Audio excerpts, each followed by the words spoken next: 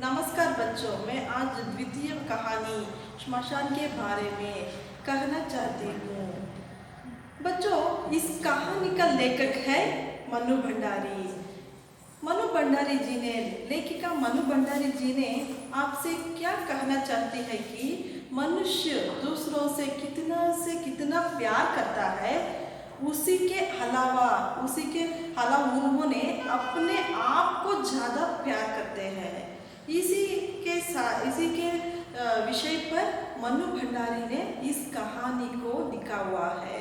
इस कहानी में भी ऐसा एक आदमी अपने आप को किस तरह वो प्यार कर पाता है, उसी के बारे में ये कहानी दिया गया है।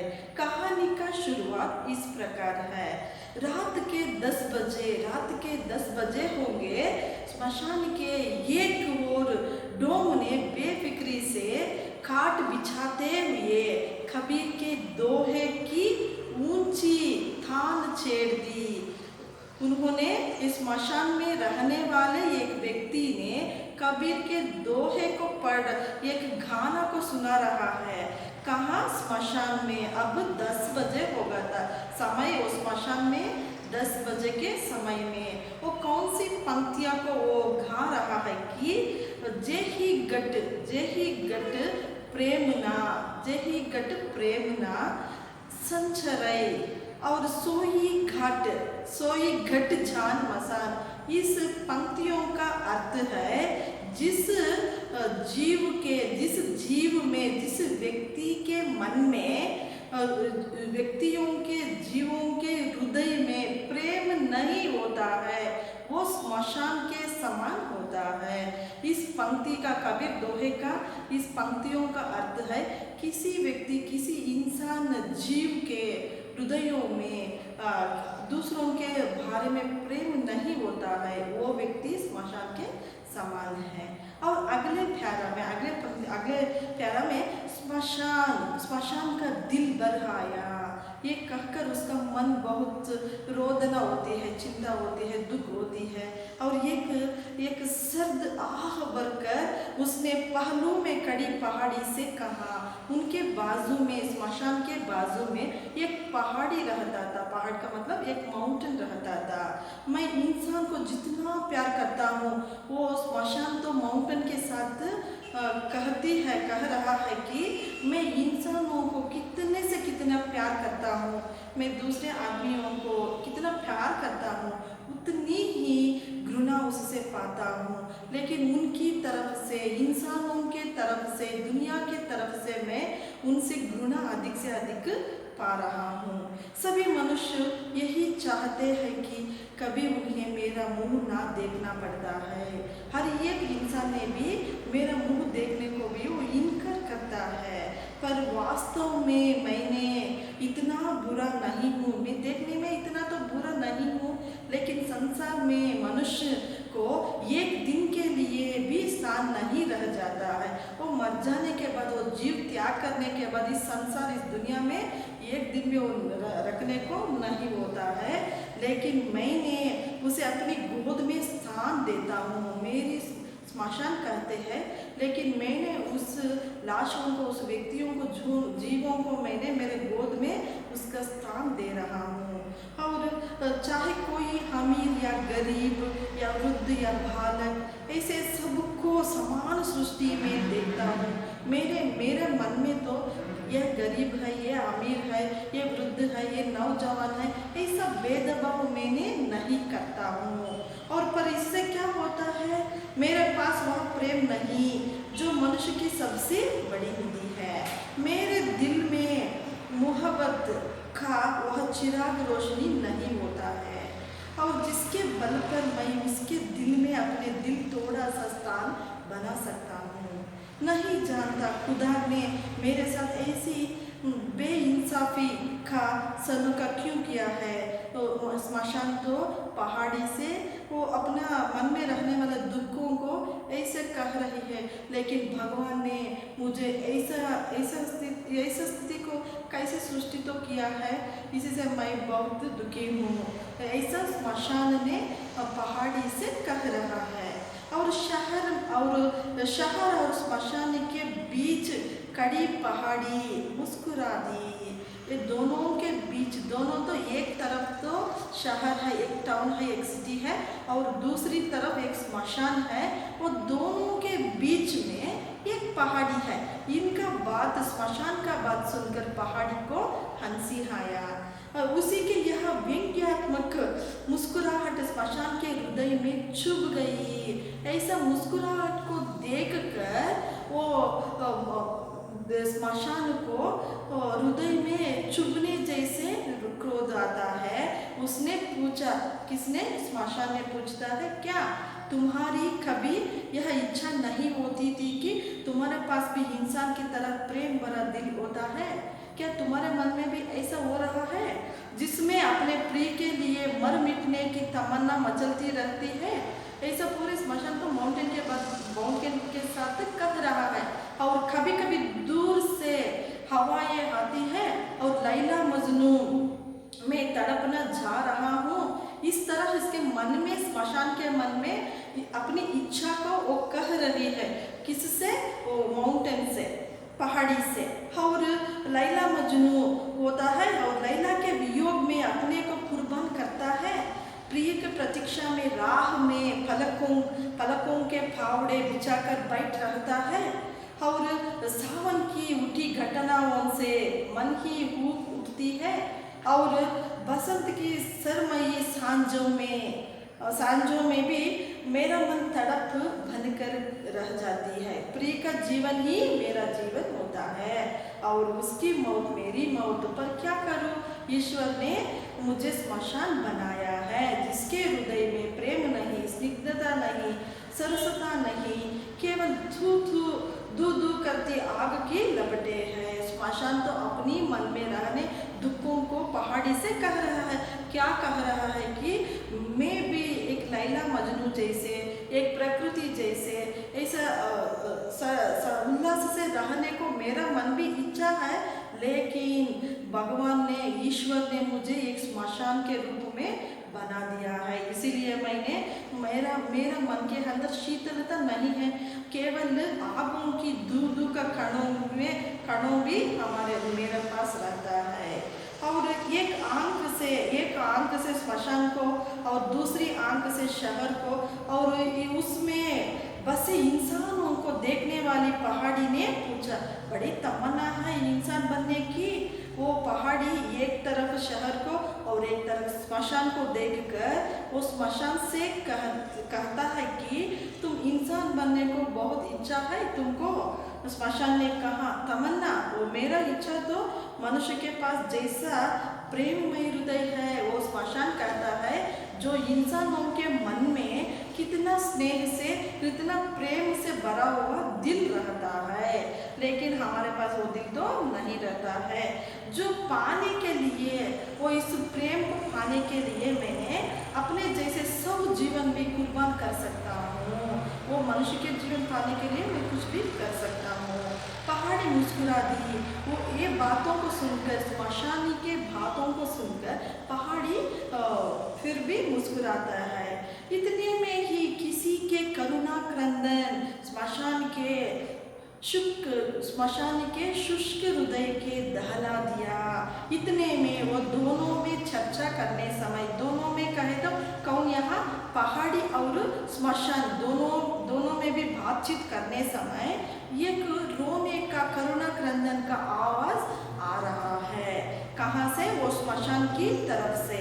और एक छोटी सी भीड़, एक छोटी सा ग्रुप, एक इंसानों के ग्रुप है और किसी शव को लिए चली आ रहा है। स्मशान को कौन आ रहा है? कोई मरने वाले शव को लेकर, डेड बॉडियों को लेकर आता है। उसी है ना वो कारण, इसीलिए कुछ लोगों ने एक शव को लेकर स्मशान की तरफ आ रहा है। और उसमें एक सुंदर नवयुवक फूट फूट कर रो रहा था, मानो किसी ने उसको सर्वस्व लूट गया है। लाश उतरी गई। वह उस नवयुवक की पत्नी थी और युवक का क्रंदन स्मशान के हृदय को भेद गया। वो ग्रुप के साथ, वो भीड़ के साथ एक नवयुवक भी आ रहा था। वो नवयुवक युवक फूट फूट कर बहुत से बहुत रोता था, क्योंकि उनकी पत्नी मर चुकी थी। वो भीड़ के आदमियों ने, वो इंसानों ने शव को नीचे उतार लिया। वो शव को देखकर अभी जोर से फूट फूट कर वो नवयुवक रो रहा है। कहाँ? स्मशान में। और सारा क्रियाकर्म समाप्त कर जैसे तैसे उस युवक को संभाल कर वे लोग ले गए। और स्मशान सोचता रहा कितना प्यार करता होगा, और यह अपनी पत्नी को, काश मैं भी किसी को इतना प्यार कर सकता। वो सोचता है, स्मशान उसके मन में सोचता है, वो नवयुवक अपनी पत्नी से कितना प्यार करता है। मैं सोचा तो भी मेरा मन में भी इतना प्रेम करने को नहीं होता है। वो ऐसा संभाल कर पूरे कार्यों को समाप्त कर वो युवक को ले जाता है। वो लोगों ने युवक को लेकर जाता है। और दूसरे दिन, वो अगले दिन, वो कार्य के बाद नेक्स्ट देखो वो क्या था, सांझ के धुंधले प्रकाश, इवनिंग का समय, सांझ का समय, उस समय में स्मशान में देखा वही युवक आ रहा है। उसके कल और आज के चेहरे में जमीन आसमान का अंतर, और रात में ही जैसे वह बूढ़ा हो गया था, आंख सूझकर लाल हो गई थी। वह पागलों की तरह लड़खड़ाता हुआ आया और अपनी पत्नी की राख बटोरने लगा। कुछ देर तक हिचकियाँ लेता रहा और उसकी आंखों से निरंतर आश्रु बहने लगा। वो सोचता है उसका हालत एक दिन रात में वो बूढ़ा जैसा दिखता था। कौन? वो नवयुवक। उसके आंखें रो रो कर बहुत से बहुत लाल हो गया था, और उन्होंने पूरे के पूरे वो धो लेने के जैसे दिखता था। उसने किसी व्यक्ति ने अपने सौभाग्य को खोकर रहता है ना, उसी तरह वो युवक भी वो स्मशान को दिख रहा था। और उन्होंने फूट फूट कर रोकर उन्होंने लाश को, राख को बटोरते हुए और वहाँ चिंतित से रो रहा था। कुछ देर तक हिचकियाँ लेते हुए उसकी आंख निरंतर आंसू बहते थे। फिर जैसे भावनाओं को बांध टूट गया, पर वह सिर फोड़ फोड़ कर रोने लगा और चीखने लगा, तुम मुझे छोड़कर कहाँ चली गई सुकेशी। उन्होंने बहुत वेदना से, बहुत कष्ट से वो नवयुवक अपने सिर को मार कर वो कहता है, मेरे जीव से जीव हो, मेरे प्यारी से प्यारी हो, मेरे छोड़कर तुम्हें चले गए सुकेशी। नवयुवक का पहले पति का नाम क्या है? ये वन बार क्वेश्चन में पूछता है। नवयुवक का पहला पत्नी का नाम सुकेशी है। सुकेशी उसकी पहली पत्नी है। उन्होंने अपनी पत्नी से बातचीत कर रहे हैं, मुझे छोड़कर तुम्हें चले गए हो, तुम्हारे बिना मैं जीवित नहीं रह सकता, और तुमने कसमें खाई थी कि जिंदगी भर तुम मेरा साथ दोगी, पर 2 वर्षों में ही तुम तो मुझे अकेला छोड़कर चले गई। अब मैं तुम्हारे बिना जीवित नहीं रह सकता हूँ। तुमने शादी के समय में तुमने मेरे लिए वादा किया था, प्रॉमिस किया था कि मैं जीवन साथी तुम्हारे साथ में रहता हूँ, लेकिन तुम्हें शादी के बाद 2 साल 2 इयर्स के बाद तुम्हें मर चुके हो। तुम्हारे बिना मेरा जीवन शून्य है, इसीलिए मैं भी मर जाता हूँ, और तुम मुझे अपने पास बुला लो, नहीं तो मुझे ही तुम्हारे पास आने का कोई उपाय करना पड़ेगा।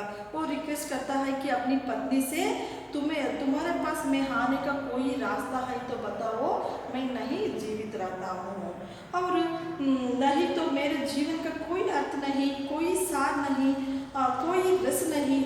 तुम ही तो मेरा जीवन थी, मेरी प्रेरणा थी। अब मैं जीवित रहकर करूँगी ही क्या?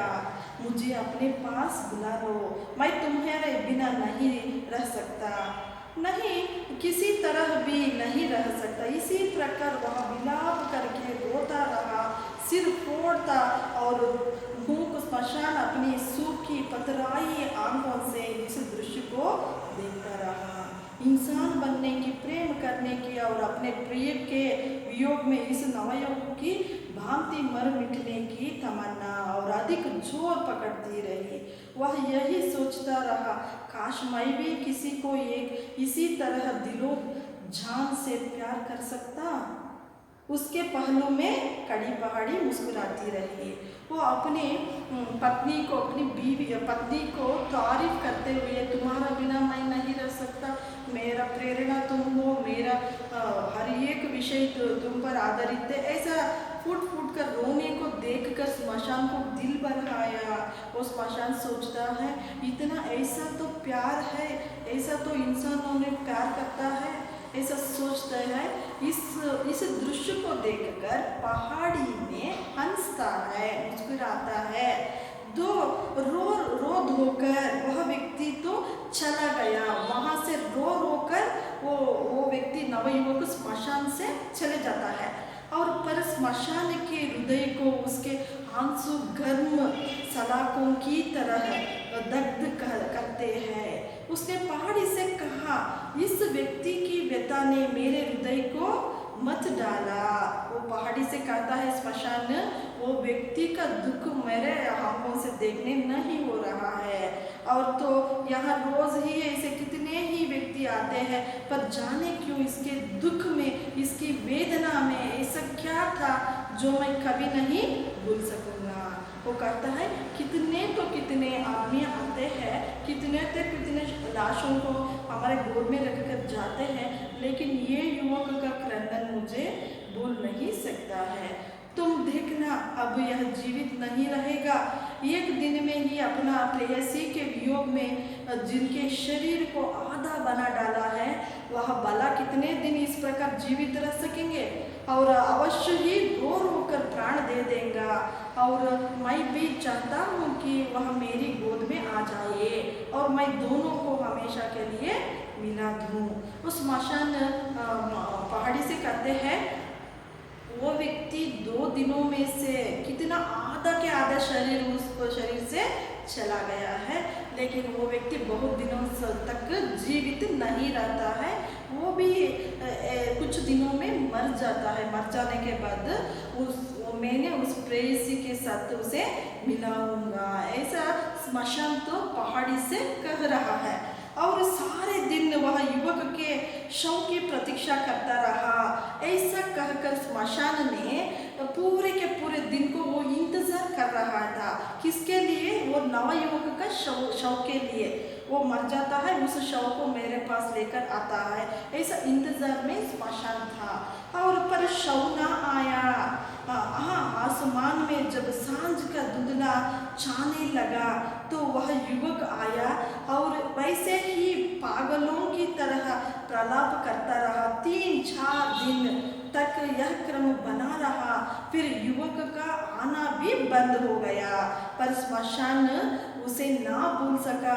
प्रत्येक शव को वह जाने किस उत्सुकता से देखता और फिर कुछ खिन्न हो जाता था। ऐसा ही 3-4 दिनों तक वो युवक स्मशान के तरफ आता था और रो रो कर, फूट फूट कर, रोते रोते उन्होंने चले जाते थे।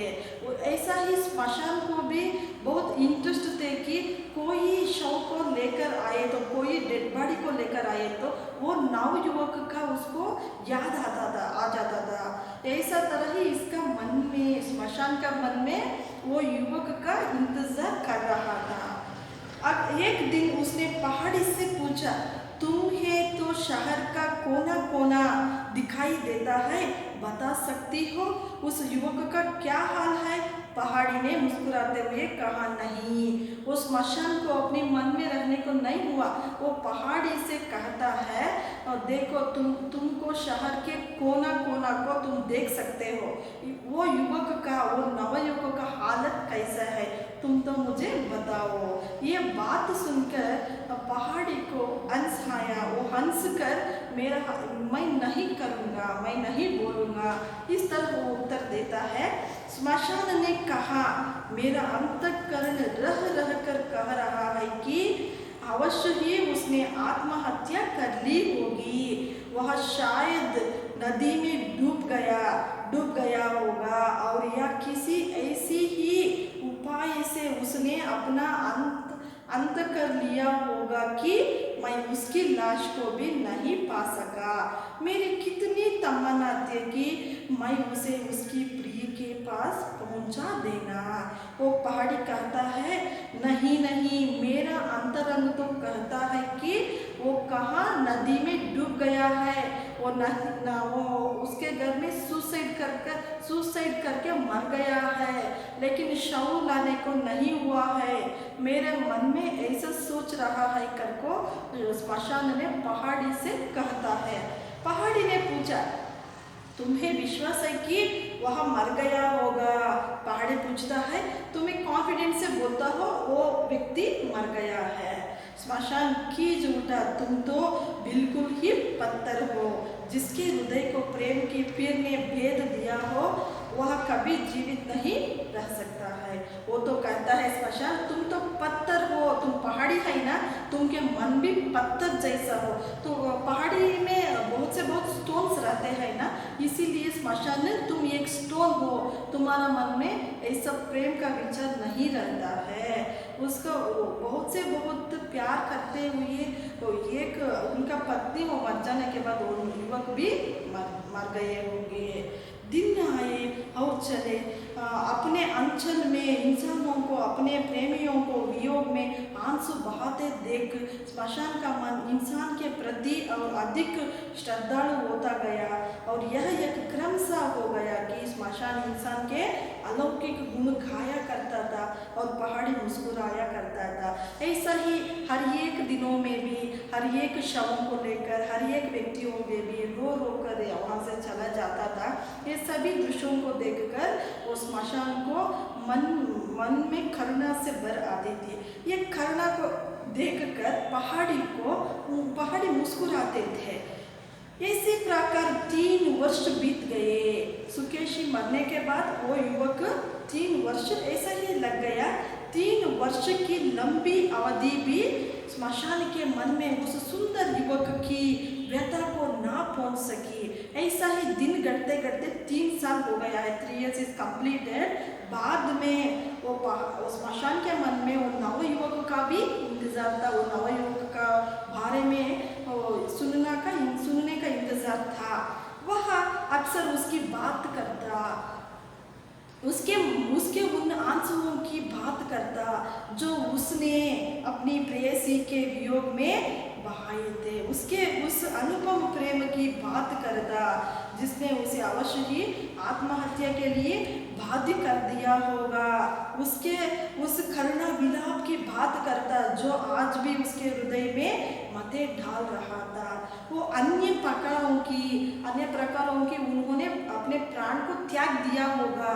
वो लाश भी हमारे स्मशान को नहीं आया है। ऐसा ही सोच में था स्मशान वो युवक के बारे में। तभी एक दिन फिर उसका हृदय किसी परिचित स्वर की करुणा चित्कारों से दहल उठा। पुराने वो सुना हुआ आवाज, वो दिन वो आवाज चिल्लाकर रोने का आवाज सुनाई दिया। कहाँ? स्मशान में।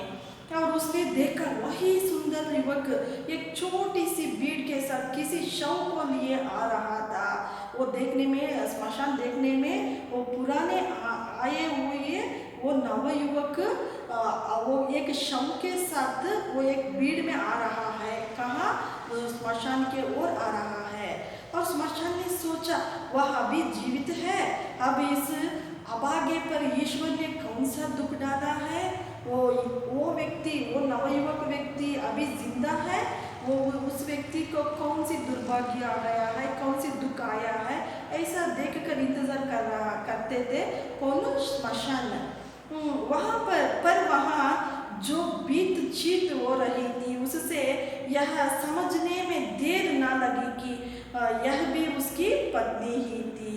सब लोग कह रहे थे इसके भाग्य में पत्नी का सुख ही नहीं लिखा है, वरना 5 ही वर्ष में 2 पत्नियां ना छोड़ जाती।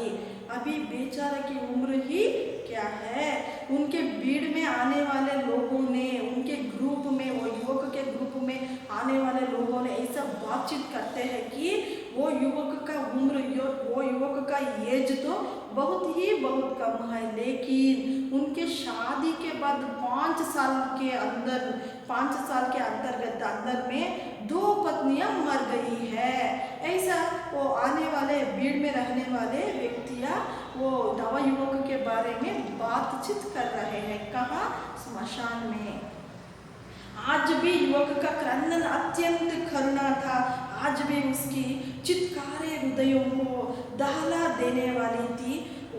आज भी उस दिन भी सेम पहले कैसे रोया कि वैसा ही फूट फूट कर रो रहा है, और आज भी उसके आंसू गर्म सलाखे की भांति हृदय को दहला देने वाले हैं।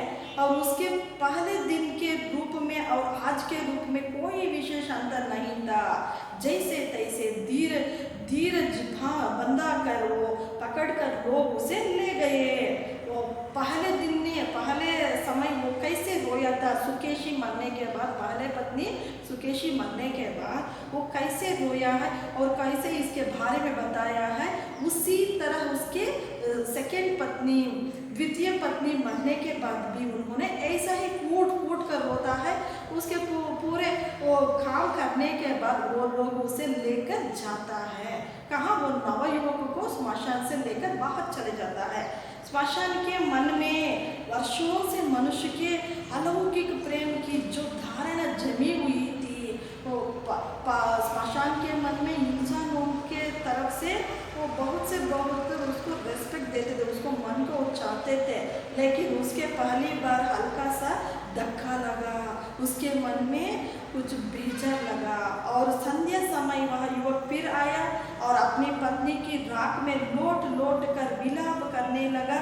मैंने स्वप्न में भी नहीं सोचा कि तुम मुझे इस प्रकार छोड़कर चली जाओगी। यदि मुझे इसी तरह मजदार में छोड़कर जाना तो मेरा साथ ही क्यों दिया। वो ऐसा ही फूट फूट कर रोकर वो उसको तारीफ कर रहा है। तुम ऐसा ही मुझे मेरा जीवन में आधा जीवन के छोड़कर तुम्हें ऐसे चले जाते हो, ऐसा मैंने मत सोचा था। और अब मैं तुम्हारे बिना कैसे जीवित रहूं? तुम्हारे बिना मैं भी नहीं जीवित रहता हूँ। और तुमसे अपनी मधुर मुस्कानों से एक दिन ही मेरे मन से सुकेशी की व्यथा पहुँच दी। तो वो कहता है, मेरी पहले पत्नी सुकेशी को स्थान को तुम्हें पूरा भर लिया था, इसीलिए मैं तुमको नहीं भूल सकता हूँ। और मैंने प्राण से तुम्हारा हो गया है, मेरा प्राण मेरा जीव तुम्हारा हो गया है। तुम ही तो मेरा प्राण थी, तुम भी मेरा प्राणों का एक अंग बन गई। अब यहाँ निष्प्राण देह कैसे जीवित रहे? मेरा आत्मा, मेरा जीवन, मेरा प्राण तुम ही हो। तुम्हें तो मर गए के बाद मैं कैसा जीवित रहूं? कितने दिन जीवित रहेगी?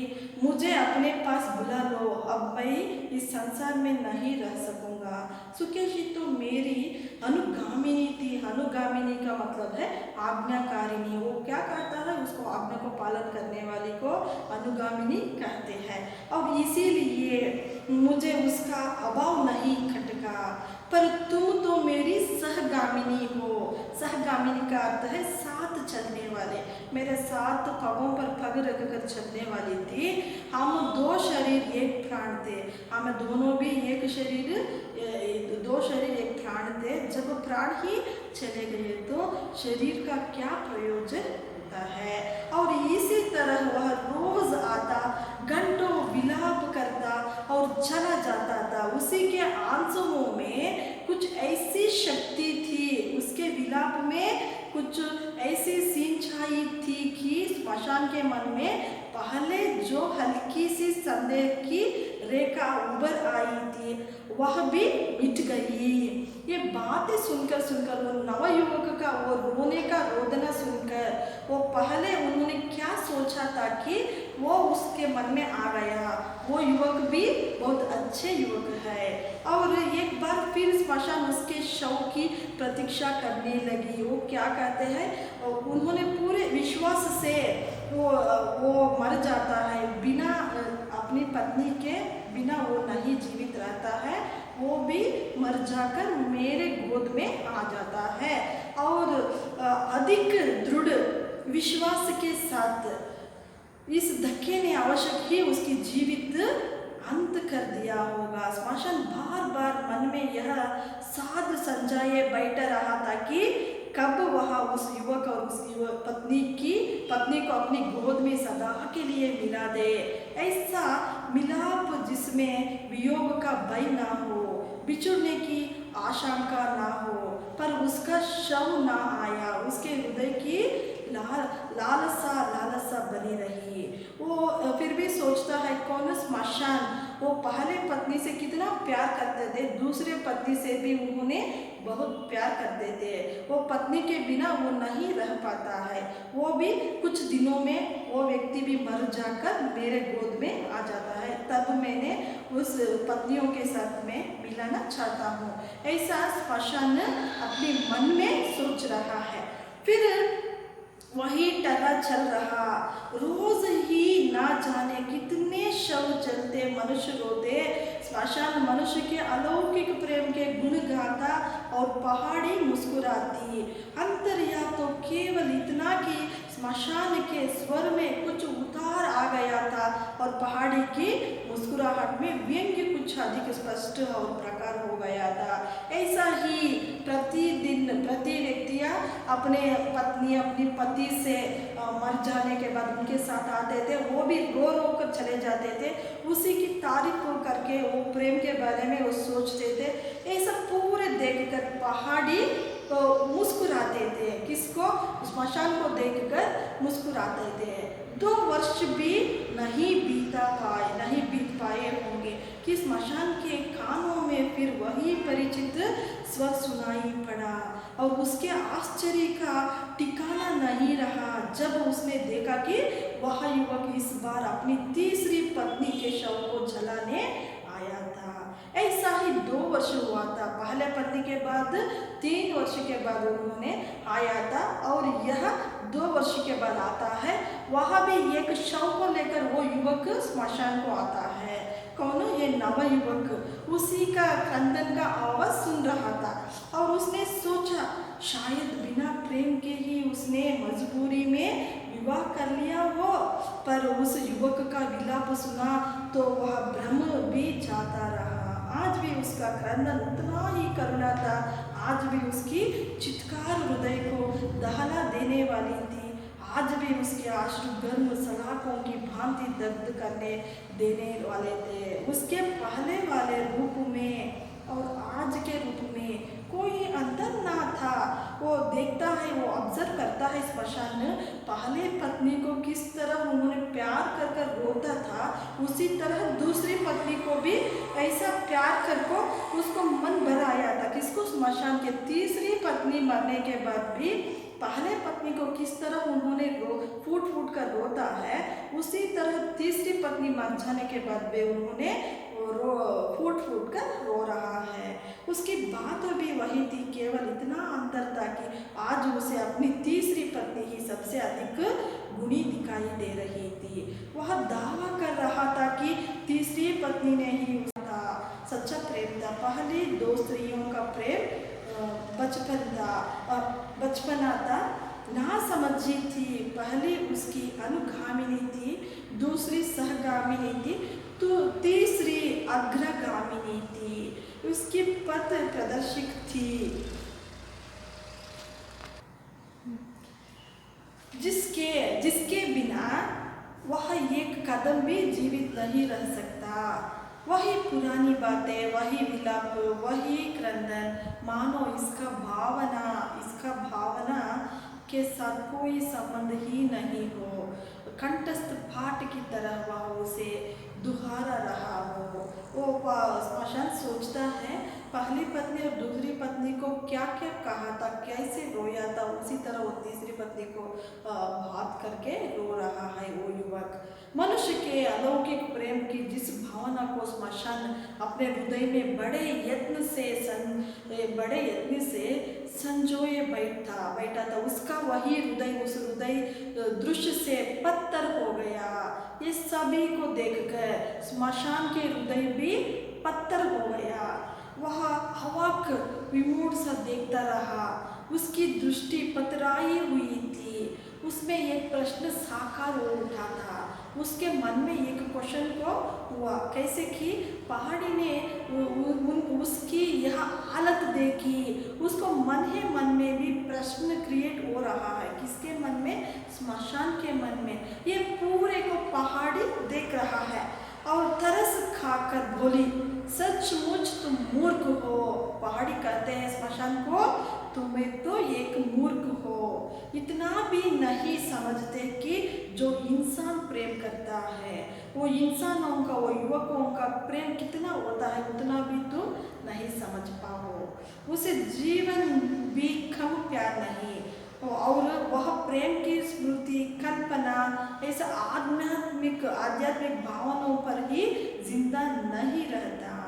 जीवन की पूर्णता के लिए वह फिर प्रेम करता है और जीवित रहने की ललक के चलते ही रहता है और वियोग झेल लेता है, व्यथा सह लेता है, क्योंकि सबसे अधिक प्रेम तो मनुष्य अपने आप ही करता है।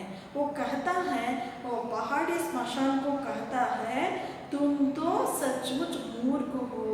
यदि एक इंसान, यदि एक व्यक्ति, यदि एक मनुष्य जीना है तो उसके आसपास वो कितना चीज़ें उसको ज़रूरत है, उसी से वो प्यार करता है, लेकिन उसके बदले में बहुत से बहुत अपने आप को प्यार करता है। कौन? वो इंसान अपने आप को प्यार करता है और उसी के साथ अपनी सुविधाओं को, वो किस चीज़ें चाहिए, किस से प्यार चाहिए, उसके बारे में भी कुछ प्यार दिखाता है, लेकिन उससे ज़्यादा अपने आप को वो प्यार कर पाता है। ये समझाए, ऐसा पहाड़ी ने स्मशान को समझाया। बच्चों, मैं यहीं से इस क्लास को समाप्त करती हूँ। धन्यवाद।